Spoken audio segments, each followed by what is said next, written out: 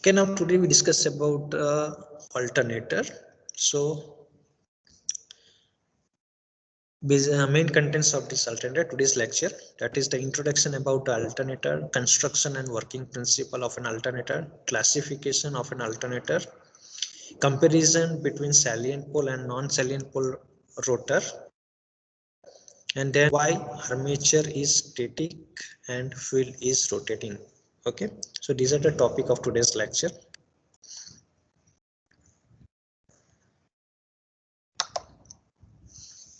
Okay, so first of all, introduction about the alternator.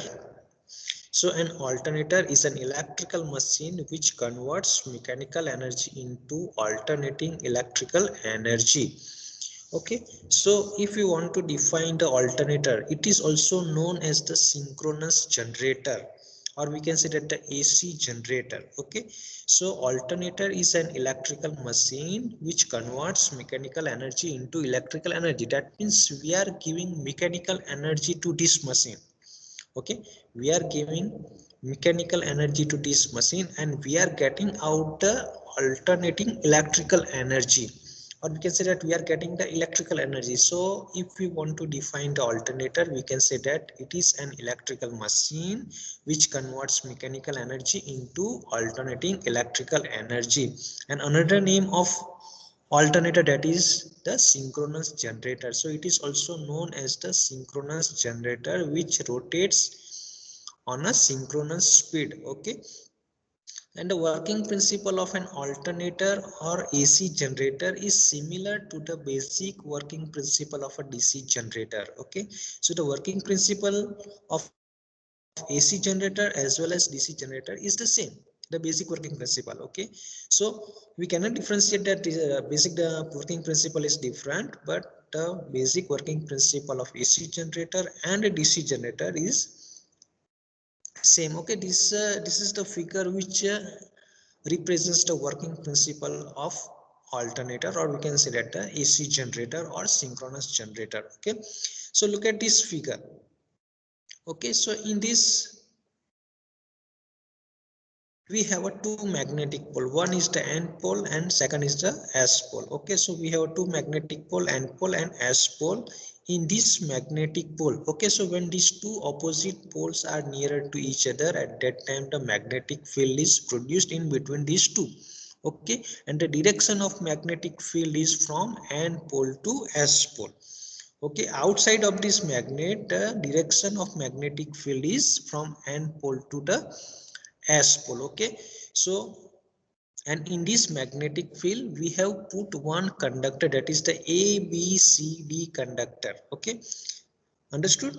So we have a magnetic pole, that is the N pole magnet, and S pole magnet. We have placed these two magnetic pole nearer to each other, so magnetic field is produced and the direction of magnetic field is from N pole to the S pole. Okay, now we have put one conductor, that is the ABCD conductor. Okay, and with this conductor, at the end of this conductor, two slip rings are connected. One slip ring is connected at A end and second slip ring is connected at D end. Okay, so two slip rings are provided at the end of this conductor. So one terminal is the A terminal and another terminal is a D terminal. So we can say that one slip ring is connected to A terminal and another slip ring is connected to D terminal. Okay, and on this slip ring brushes are placed. Okay, and through this in between these two brushes load is connected. Okay, so here load is represented. Okay, here the load is represented. Okay, voice is coming. Hello. Yes, sir. Okay. Yes, sir. Okay, so two slip rings are provided and on these two slip rings two brushes are placed, and on these two brushes, in between these two brushes, one load is connected here. Okay, now we assume that this conductor is rotating in this magnetic field in clockwise direction. Okay, what we are assuming? We are assuming that the conductor ABCD is rotating in a clockwise direction. Okay, so when this conductor rotates in a clockwise direction in this magnetic field at that time, according to the basic law of Faraday's laws of electromagnetic induction, whenever conductor cuts the magnetic flux, EMF is induced in that conductor. So here what happens? This ABCD conductor is rotating in a magnetic field. This direction of magnetic field is from N pole to S pole. So this conductor rotates in a clockwise direction in the magnetic field. So what happens? This conductor cuts the magnetic field. Okay, so this conductor cuts the magnetic field. That means EMF is induced in this conductor. Now this conductor is connected through this load. That means the conductor circuit is the closed path.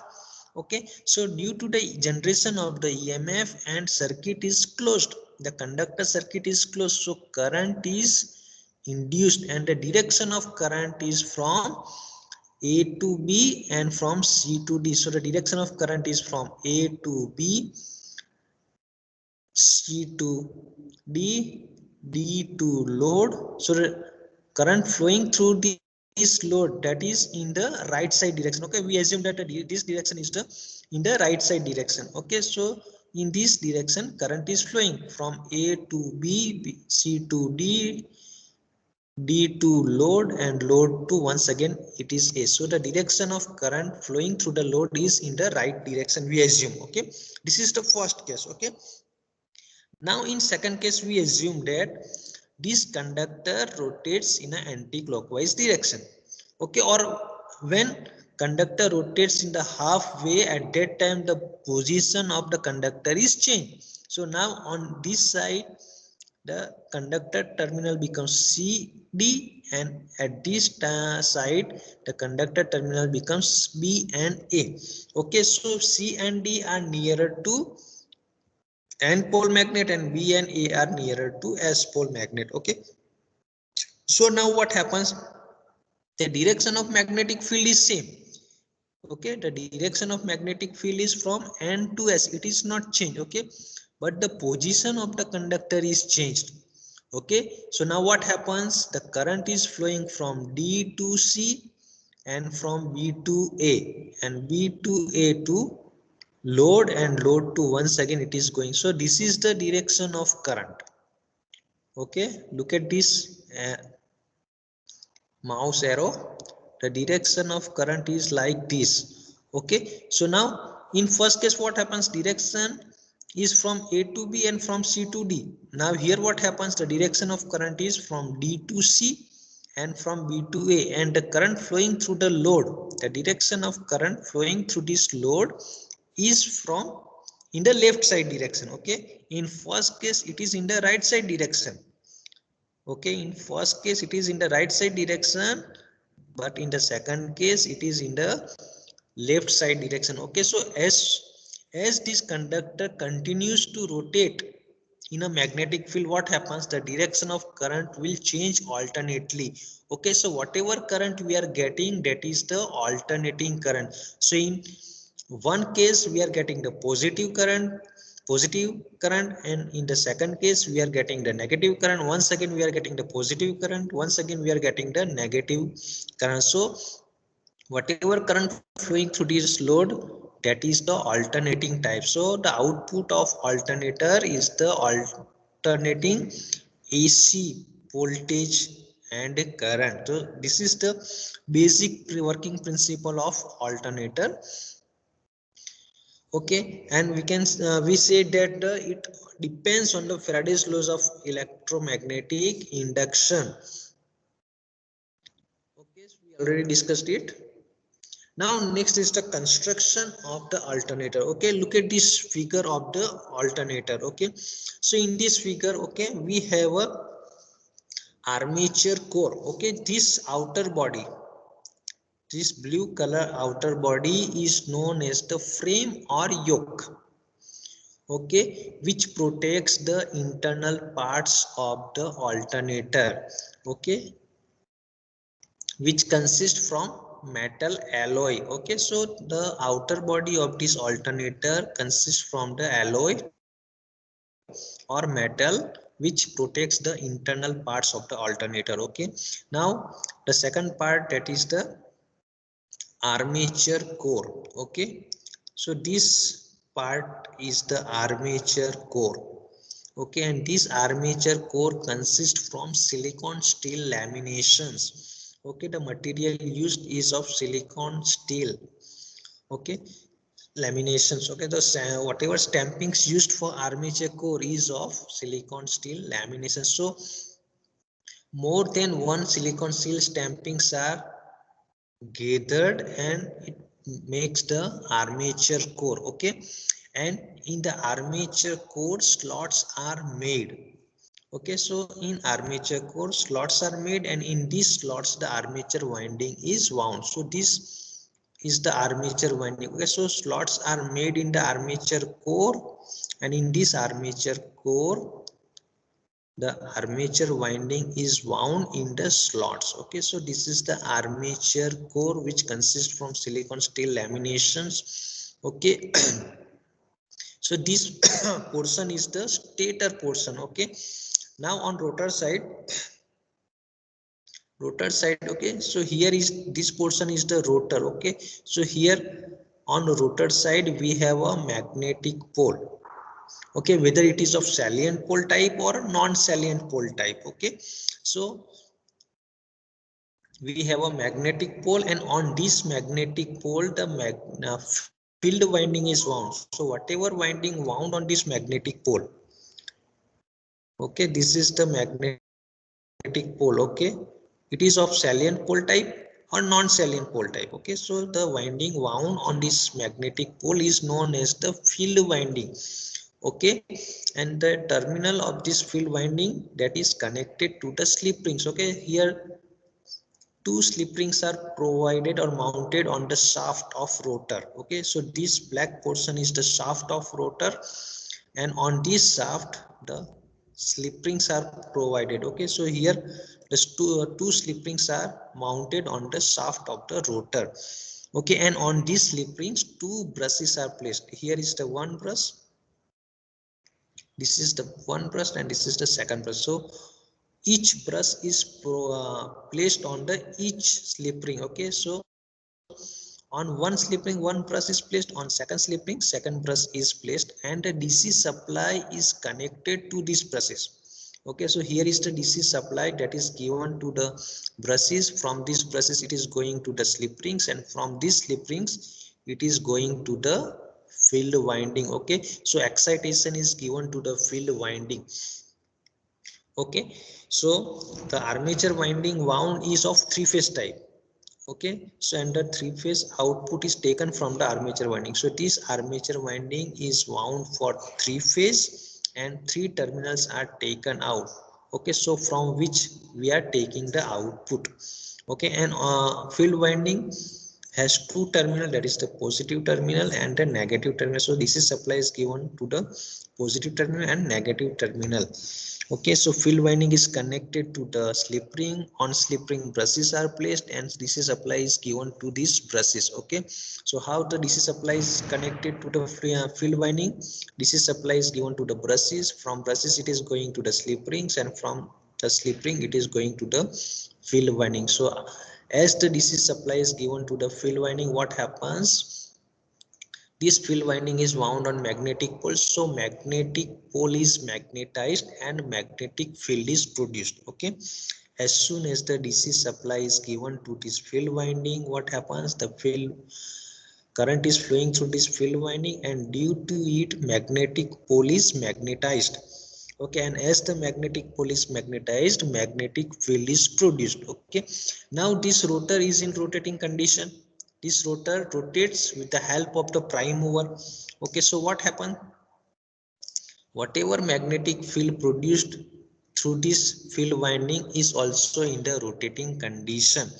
Okay, so we have a rotating magnetic field type, and here is the armature winding. This armature winding is placed on stator core, on stator side. So we can say that this armature winding is a static type, whereas the magnetic field produced is of rotating type. Okay, so this static conductor cuts this rotating magnetic field. Okay, if we want to generate the EMF or if we want to induce the EMF, we need magnetic field and conductor, and from these two any one must be in the rotating condition.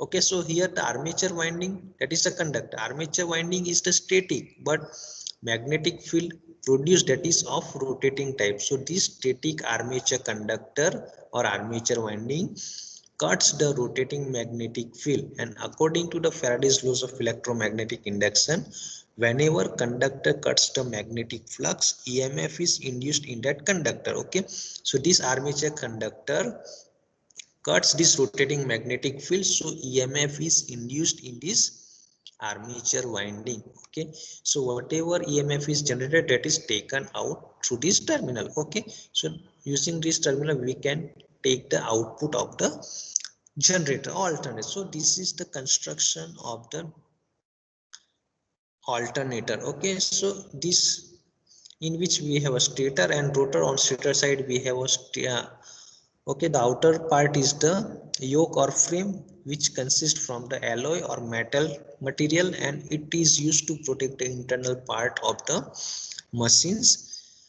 Second part is the stator core, or we can say that the armature core, which consists from the silicon steel lamination. So where more than one stampings are gathered to prepare a armature core. Slots are made in the armature core, and armature winding, that is of three-phase type.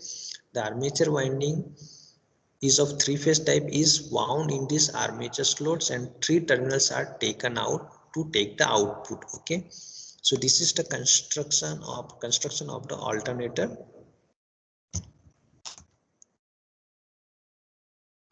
Okay, so if we see the classification of an alternator basis of the type of rotor. Okay, so on the basis of type of rotor we can classify the alternator in two category. Okay, first one is the salient pole rotor alternator, and second one is the cylindrical pole rotor alternator. Okay, so on the basis of the rotor we can classify it into two categories: salient pole rotor and cylindrical type rotor. Okay, so if we want to categorize the AC generator alternator, so we can say that it is a salient pole type rotor alternator or cylindrical type rotor alternator. Okay, so these are the images of the salient pole type rotor. Okay, so in salient pole type rotor, okay, it is used in the low and medium speed alternators. Okay, in which place we are using the salient pole type rotor, it is used in a low and medium speed alternators. So where low and medium speed alternators are required, at that time the salient pole type rotor is used. Okay, and the construction of this salient pole rotor is this. Okay, in which the magnetic, here is the one magnetic ring. Okay, this is the magnetic wheel, and on this magnetic wheel the physical magnetic poles are welded or braced.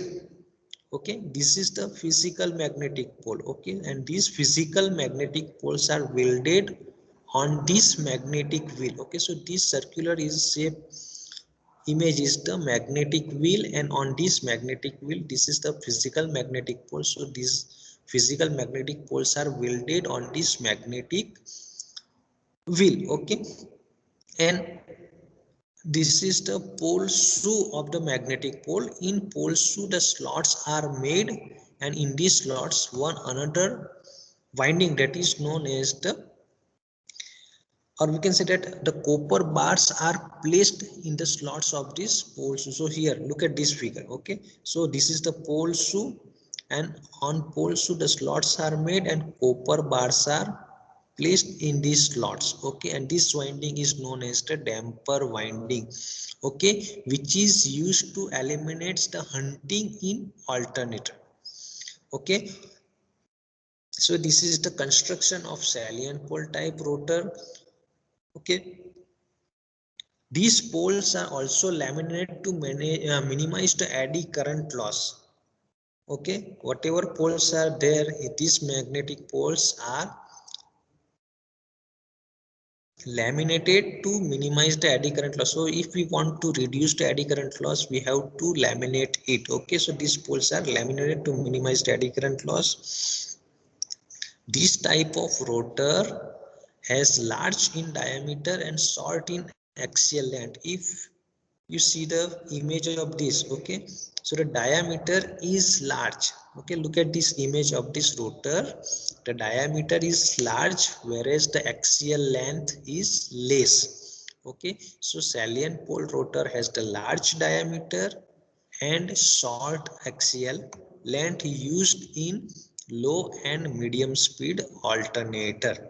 This is the salient pole rotor. Okay, and the speed, generally the speed of this salient pole rotor is 100 rpm to 1500 rpm. Okay, this is the general speed. So it rotates in between 100 rpm to 1500 rpm.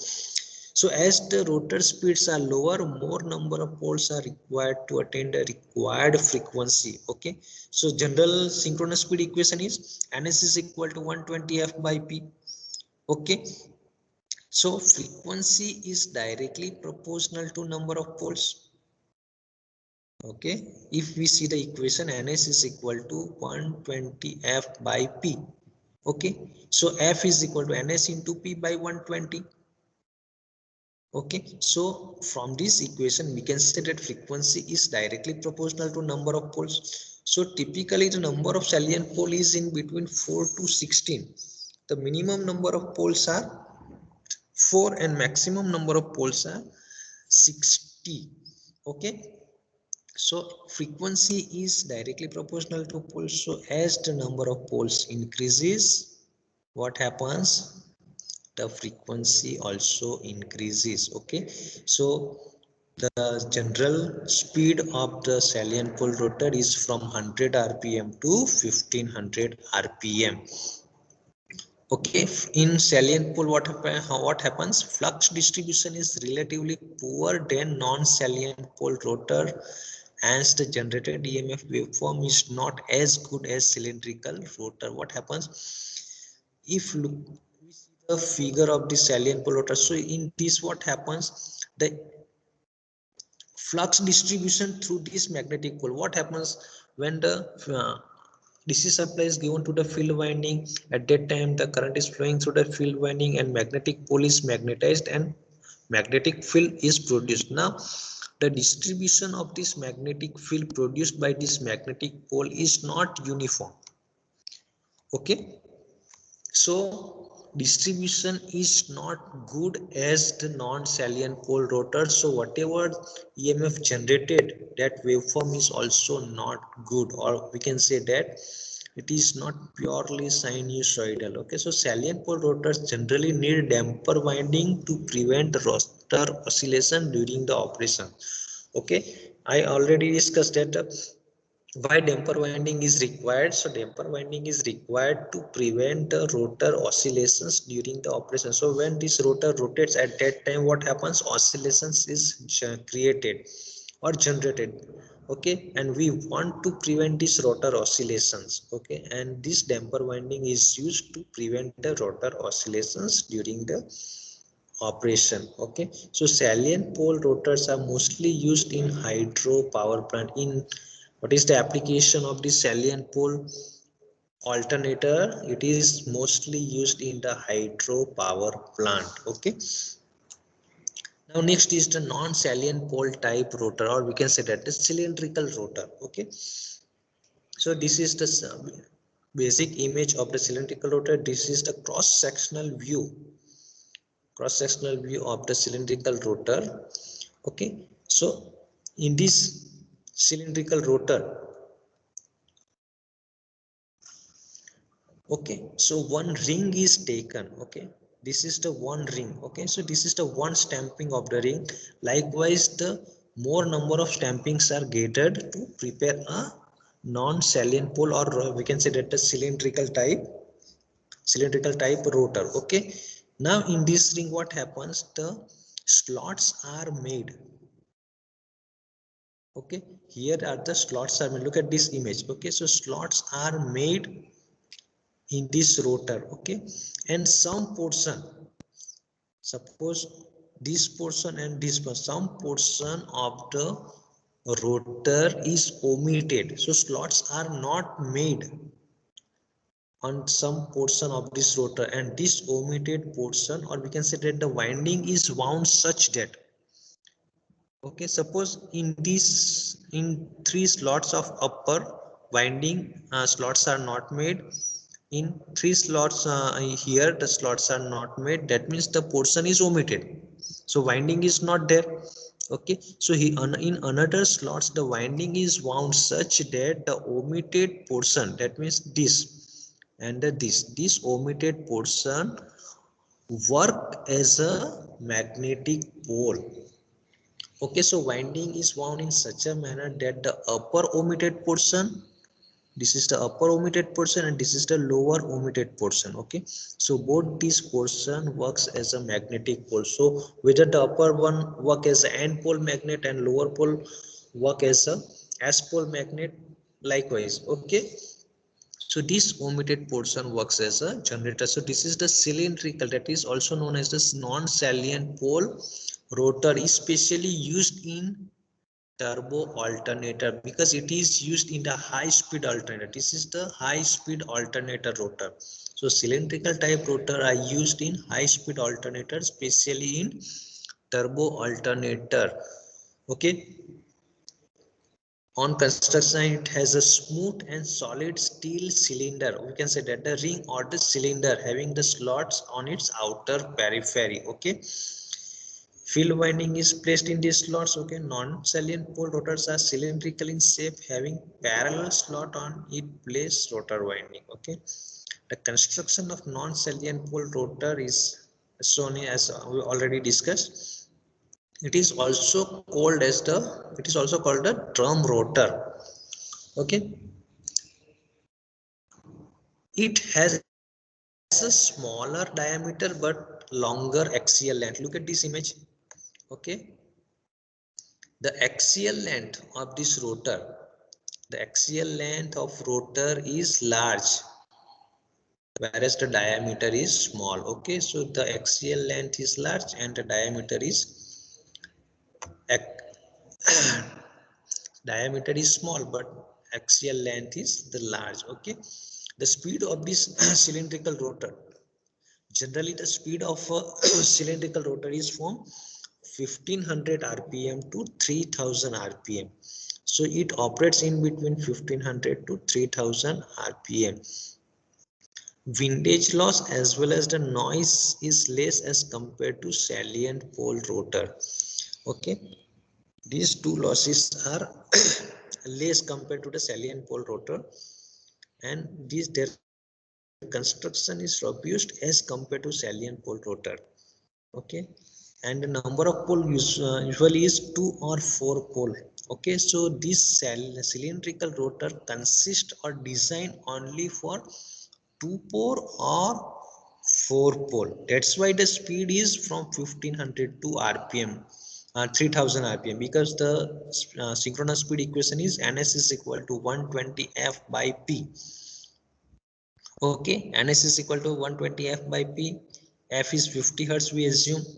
Okay, then 120 multiplied by 50, that is the 6000, divided by 2, that is the 3000. So the speed when 2 pole is used, the speed is the 3000 rpm, and when the number of pole is 4, at that time the speed is the 1500 rpm. Okay, so the cylindrical rotor has a speed in between 1500 rpm to 3000 rpm. Okay, in minimum number of poles are 4 and maximum number of poles are 4. Okay,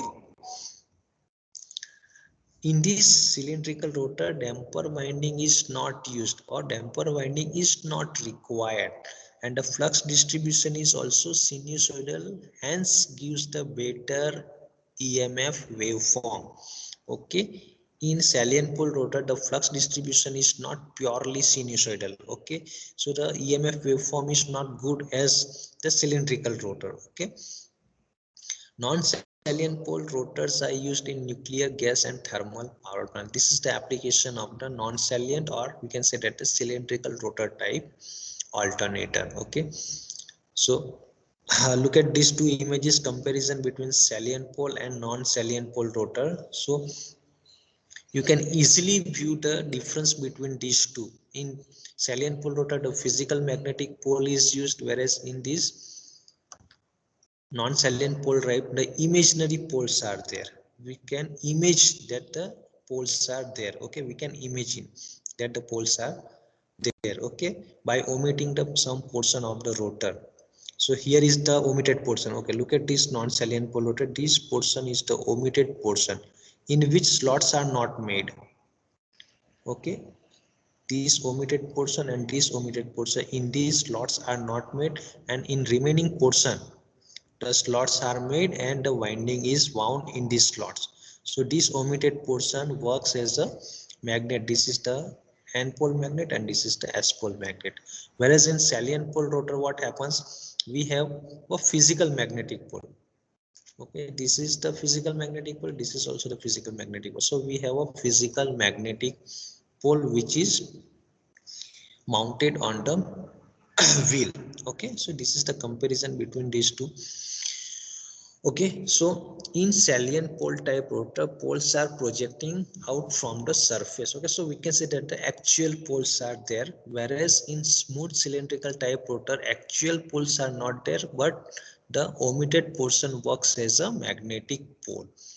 In salient pole rotor, air gap is not uniform.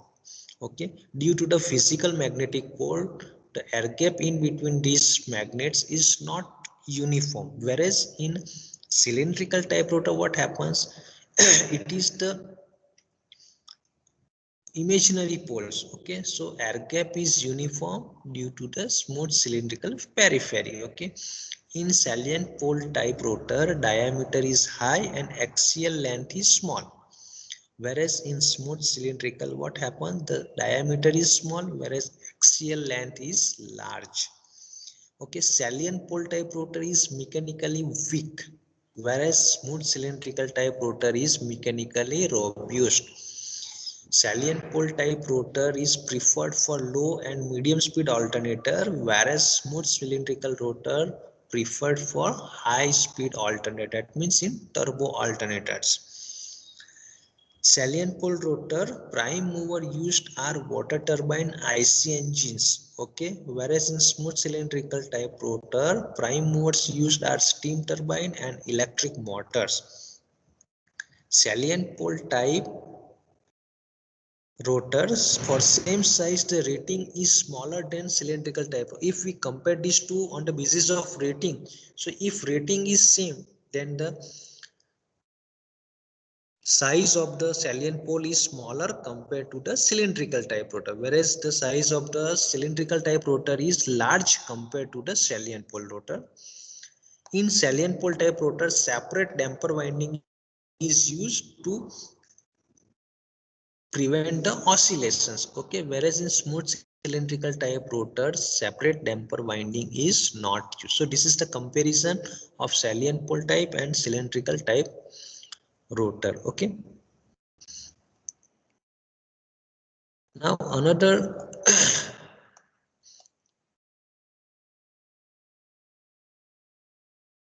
why the armature winding is stationary in alternator. Okay, so we have a two type of alternator. We have a static armature and rotating magnetic field alternator, and static magnetic field and rotating armature type alternator. So if we compare these two type of alternator, which type of alternator, static armature rotating magnetic field, and second one is static magnetic field and rotating armature type. So if we compare these two, from these two, generally used is the static armature rotating magnetic field type alternator. Okay, so what is the reason behind is, so okay, so at high voltages it is easier to insulate the stationary armature winding, which may be as high as 30 kV or more. Okay, so for high capacity alternator, what happens, the generation of voltage is very high, that is 30 kV or greater than the 30 kV. Okay, so at that time, if the armature winding is of rotating type, at that time it is very difficult to insulate this. Okay, so if we keep the armature winding static, so we can easily insulate it due to the high voltage. Okay, so for the protection we have to insulate, and if it is armature winding is static, then it is easier to insulate the armature winding at high voltages. Okay, another, the high voltage output can be directly taken from the stationary armature.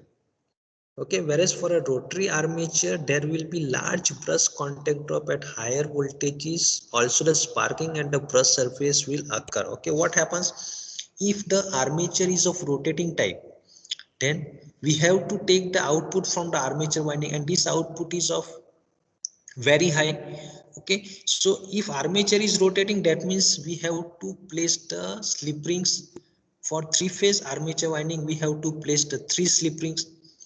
Okay, and on this three slip ring, three brushes are placed, and from these brushes we are taking the output. Okay, so when high voltage is taken through the brushes, at that time what happens, the high voltage drop occurs, as well as the sparking at the brushes will also occurs. Okay, so this will damage the surface also. Okay, and the voltage drop occurs. Okay, whereas if the armature is of static type, what happens, no need of slip ring. Okay, so when armature is rotating, at that time the three slip rings are required. Okay, but when armature is static, at that time only two slip rings are required. That means the cost of slip ring is also reduced. Okay, field exciter winding is placed in rotor, and the low DC voltage can be transferred safely. Okay, so on rotating side, the magnetic field, or we can say that the field winding, the field winding is placed on the rotor side. Okay, so we can easily give the DC, low DC supply to the field winding through slip ring and brushes, so there is no sparking, as well as there is no voltage drop. Okay, so due to this reason we can say that armature winding can be braced well, so as to prevent deformation caused by the high centrifugal force. Okay, if armature is on rotating rotor side, then what happens, due to the high speed of the rotor, there is a possibility of damaging or deformation of the armature. Okay, so if armature is placed on the static side, then we can prevent the deformation caused by the high centrifugal force. Okay, so we can insulate the armature winding easily. If armature is of static type, then we can easily insulate the armature at high voltage. We can prevent the deformation caused by the centrifugal force. We can prevent the sparking and voltage drop due to the high voltage. Okay, so these are the reason that the armature winding is static, and a rotating magnetic field type alternator is the most preferable rotor due to these advantages. Okay, so today we discussed about basic introduction about the alternator, construction and working of alternator, classification of alternator, comparison of salient pole and non-salient pole type rotor, and last, why the static armature and rotating magnetic field is the preferable type alternator. Okay, so up to this point we stop here, and another topic we'll discuss